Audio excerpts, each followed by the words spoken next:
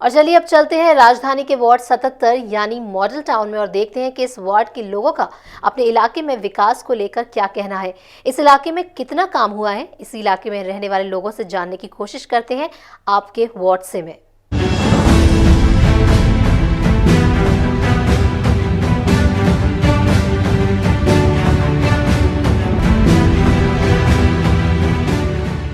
आपके वार्ड से का काफ़िला आज पहुंचा है मॉडल टाउन वार्ड नंबर 77 में और यहाँ कौन कौन सी दिक्कतें सामने आ रही हैं उससे रूबरू हम आपको कराएंगे। लेकिन सबसे पहले हम आपको एक आवारा जानवर जो है वो यहीं घूमता हुआ दिखाएंगे इस पार्क में, और किस तरह से एमसीडी की पोल खोल रहा है ये, कि जो उनके बड़े बड़े दावे किए जा रहे थे उनकी पोल यहाँ पर साफ खुलती हुई नज़र आ रही है कि किस तरह से जानवरों पर रोक लगाने की बड़ी बड़ी बातें की गई, लेकिन हकीकत क्या है वो आपके सामने है। सर, सबसे पहले एमसीडी इलेक्शन करीब आ रहे हैं, मॉडल टाउन ऐसे कहा जाता है, बड़ा बढ़िया और बड़ा पॉश एरिया है। आपको क्या लग रहा है कि आपके यहाँ पर सबसे बड़ी क्या समस्या है? सबसे बड़ी समस्या सीवरेज की है, जो हमारी मेन रोड पे लोग चलने लायक ही नहीं है। उससे बड़े बड़े जो तो ढक्कन लगा रखे, आए दिन कई एक्सीडेंट होते रहते हैं उसके ऊपर। फिर साफ़ सफाई के मामले में बिल्कुल जीरो है।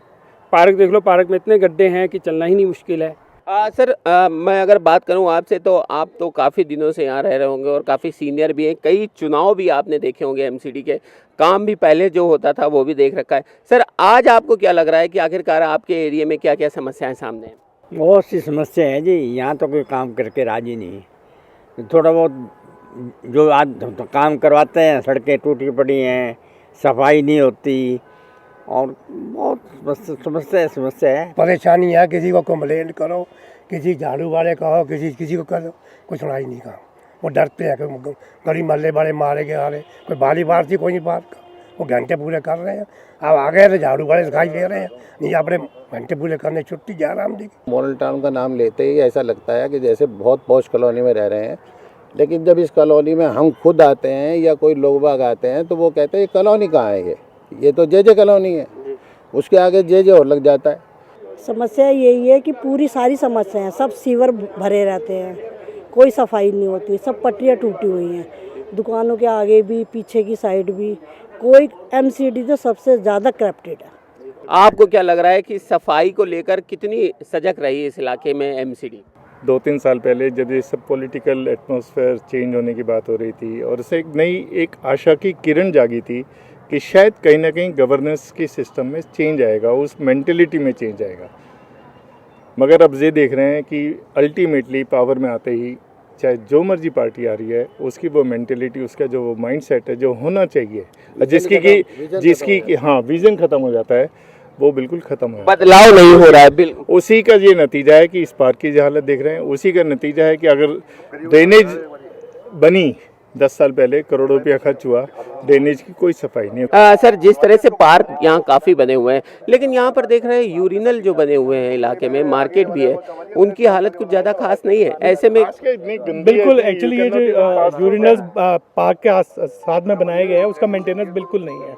उसकी वजह से क्या होता है, जब आप चिकनगुनिया और डेंगू की बात करते हैं तो मैक्सिमम मच्छर वहाँ से भी पनपते हैं, क्योंकि पानी जहाँ इकट्ठा होगा, अगर वो यूरिन की निकासी नहीं होगी तो नेचुरली वो यहीं पर मच्छर आएंगे। अब यहाँ पर कोने में है, वहाँ पे आप जरा पास होकर देखिए, कैमरा अनफॉर्चुनेटली वहाँ की बदबू को कैच नहीं कर सकता। हम लोगों ने किया भी है बहुत इलाकों में। सर, आपकी अगर हम बात करें, आपके इलाके में जिस तरह से लगातार जो है लोग बता रहे हैं सफाई की व्यवस्थाएं के साथ साथ, मैं आपसे सीधे पूछता हूँ, ये इन समस्याओं को लेकर आप लोगों ने कई बार बात उठाई भी होगी, क्या हल मिला, उसका क्या मसला है? बात तो समझ लो समय समय पर उठती ही हैं, रोज़ सभी तरह के एमएलए से भी, नगर निगम के काउंसलर से भी, लेकिन आश्वासन के अलावा जो है, कानून के अलावा सफाई अभियान चलते हैं, वो पीछे फ़ोटो खिंचवाने के लिए चलते हैं, लेकिन धरती पे कुछ काम नहीं होता। काफ़ी चुनाव आपने देख रखे होंगे, क्या नेता आते हैं, वायदे करते हैं, क्या अभी तक वायदे पूरे करते हैं? वायदों में कोई कमी नहीं रहती है।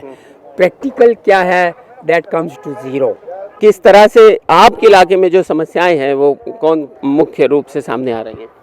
मुख्य रूप से जितनी समस्याएं आप सोच सकते हैं वो सारी मॉडल टाउन में मौजूद हैं। आज का अगर आप समय देखेंगे तो पूरे हिंदुस्तान में अंग्रेज़ों ने मॉडल टाउन हर शहर में बनवाया था, जहां भी है। दिल्ली में भी मॉडल टाउन है।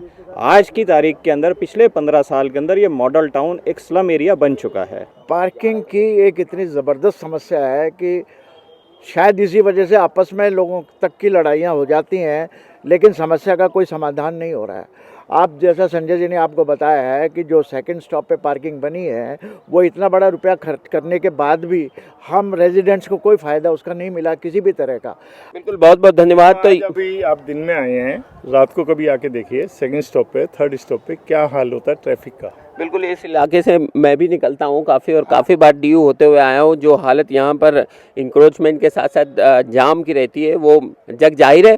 फिलहाल वार्ड नंबर 77 का ये हाल था। आवारा जानवर, सफाई की व्यवस्था और नाली की समस्या जो है यहाँ पर भी उसी तरह है जैसे दूसरे वार्डों में ज़्यादातर जो है वो देखने को आई है। साथ ही साथ और भी कई समस्याएं हैं जिससे लोग जो हैं वो रोज़ रूबरू हो रहे हैं, दो चार हो रहे हैं, लेकिन उनका हल अभी तक जो है वो निकल के सामने नहीं आ रहा है। चलिए, आपके वार्ड से मैं आज इतना ही। हम फिर हाजिर होंगे दूसरे किसी वार्ड से। कैमरामैन प्रवीण के साथ विनम्र कौशल, सिटी नेटवर्क, दिल्ली।